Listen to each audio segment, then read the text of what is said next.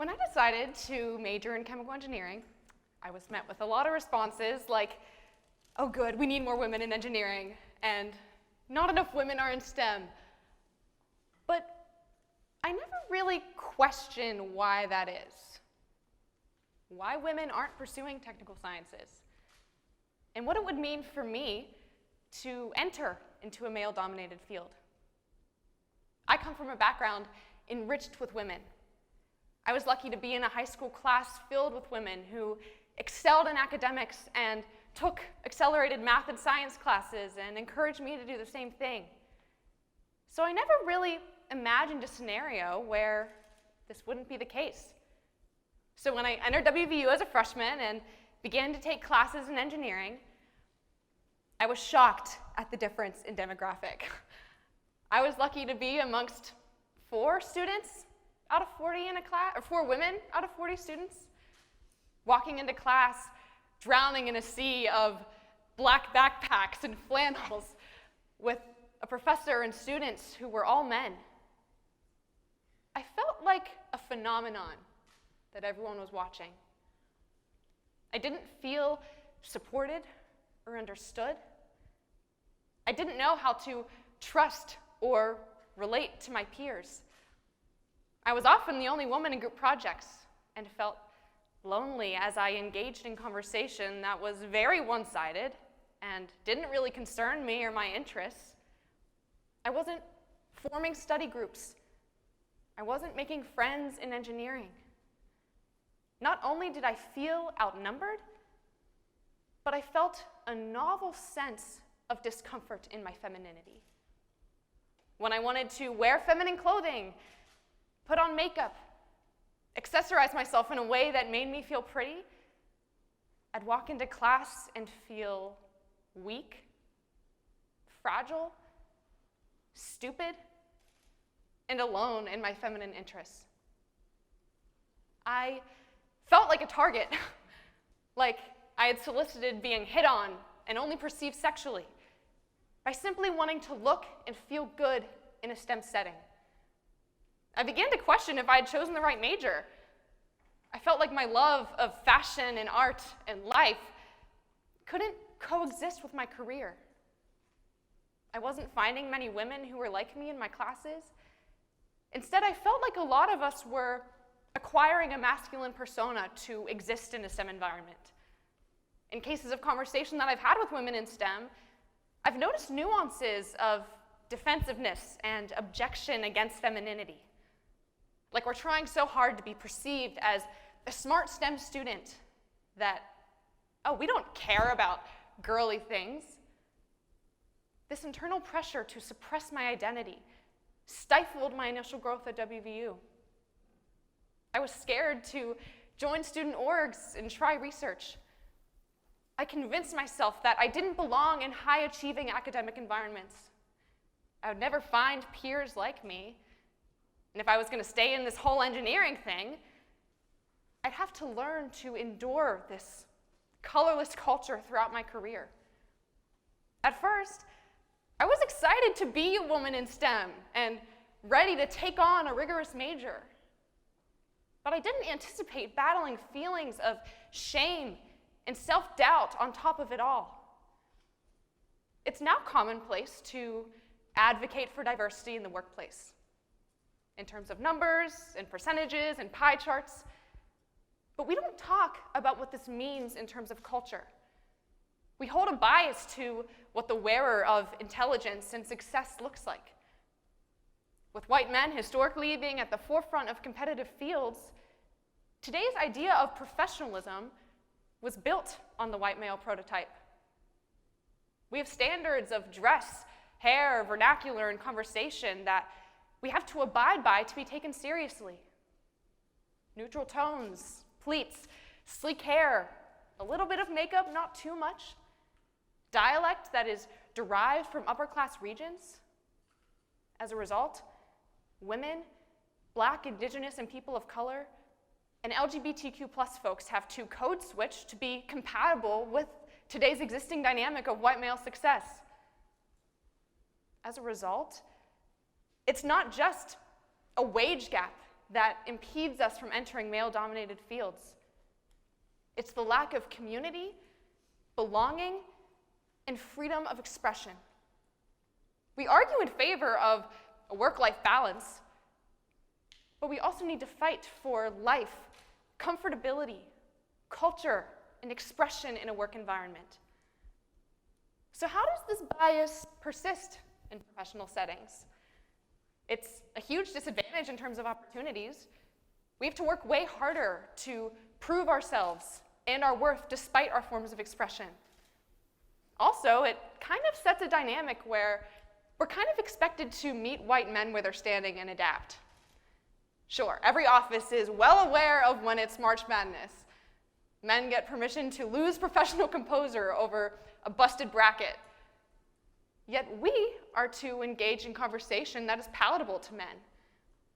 As women, many of our traditionally feminine interests are ridiculed and dismissed as frivolous. We're encouraged to modify our tone in emails and be direct with few exclamations, to not be perceived as feminine, as if being kind and accommodating is a form of weakness.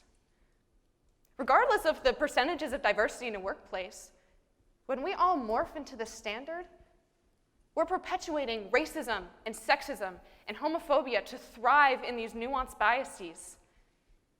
As a result, our creativity is stifled, we drown from imposter syndrome, and we suffer from burnout walking on eggshells trying to maintain this facade. Being a minority in a professional setting requires an unfair dose of resilience. I personally am incredibly lucky to be in chemical engineering, where I found a community of women and mentors who made me feel comfortable and where I was able to slowly grow and build confidence. I commend those of you who are passionate enough in your career to stay in a space of isolation in your identity. I know personally I do not have that strength. If it wasn't for the support that I found, there's no way I would have stayed in engineering. We need to evolve into a culture where going to work or school authentically doesn't require courage, but is rather encouraged. Now, reforming stigma is difficult because it's not a law or policy where we can just flip a switch. Instead, it takes years of self-reflection and confrontation to unlearn harmful patterns. Though I'm giving this talk and trying my best to champion femininity, I can tell you that I still struggle with this. You know, when I see someone in passing wearing a cute feminine outfit, I don't often make the subconscious association that, oh, they could also be a PhD candidate in mathematics. It's that legally blonde conundrum. It's something that takes work, but we need to be willing to do it. When confronting this bias, I first encourage you to reflect on how professionalism may be negatively impacting your quality of life. What aspects of your personality do you value? What are your metrics of a cool person? Do you feel comfortable expressing these parts of yourself in a professional setting? It's important to recognize our personal associations with this issue to then begin to identify our unique role in creating the freedom to live authentically. This is really important for us to be better mentors. When you're in a position of leadership, I encourage you to be authentic and bold in your expression. We need mentors who we can resonate with our interests and passions and personality. We need to encourage vulnerability and expression of fears and self-doubt and breaking down this pressure to always appear stable in a competitive environment. This also has the role in recruitment of diverse groups in numbers. You know, think of it this way. When you're a 10-year-old and you have no family in STEM, you probably just don't randomly decide one day that you're going to take a bunch of high school AP classes to then major in engineering to then get a PhD to so on and so on. You try things that interest you because likely a mentor who you look up to and resonate with somehow guided you there. As adolescents, we grow interest in areas amongst peers that share our personal interests. And this later manifests itself into careers. We need to give mentees the vision of authentically belonging in any field. Finally, I want to call to those with the biggest obligation to combat this issue. And those are the ones who benefit from today's standards of professionalism. Being a white cisgender woman myself, I certainly benefit from this structure in a multitude of ways. My whiteness and resemblance to society's definitions of what a woman looks like make it a lot easier for me than it is for others to conform to this mold and be perceived as competent in my field. It's our responsibility to identify our biases against various marginalized groups. We're all pretty fluent in the way that straight white men behave, and as long as everyone conforms to the standard, we're pretty comfortable in a diverse setting and feel no obligation to learn about the culture of our colleagues. But to create more inclusive dynamics, we need to educate ourselves about marginalized groups. What do they struggle with? What forms of expression are important to them? Observe your initial subconscious reactions against these groups.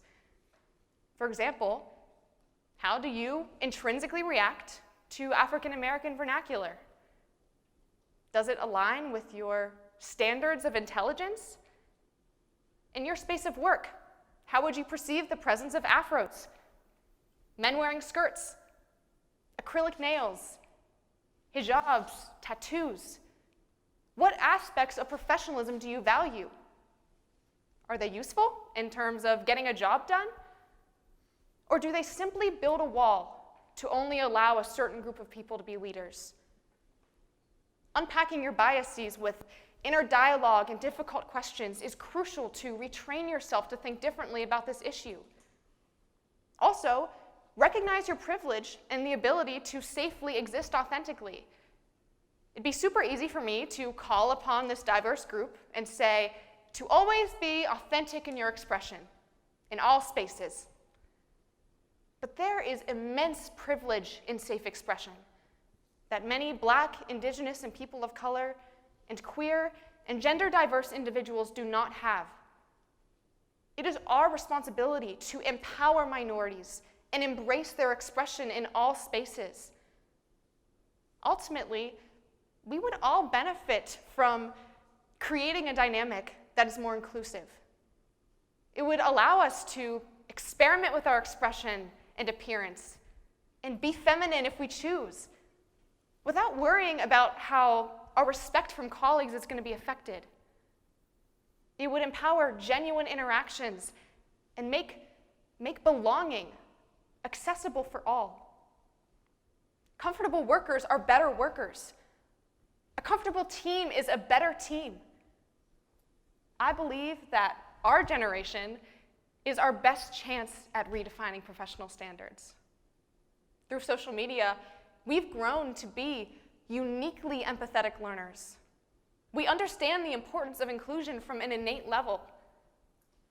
We need to be the forefront of this movement, continuously identifying ways in which biases persist, both within ourselves and within all structures of society. Let's fight for a future where it's not radical to enter a profession where your individuality is welcomed as an asset. There is strength in diversity, but there is power in expression. Thank you.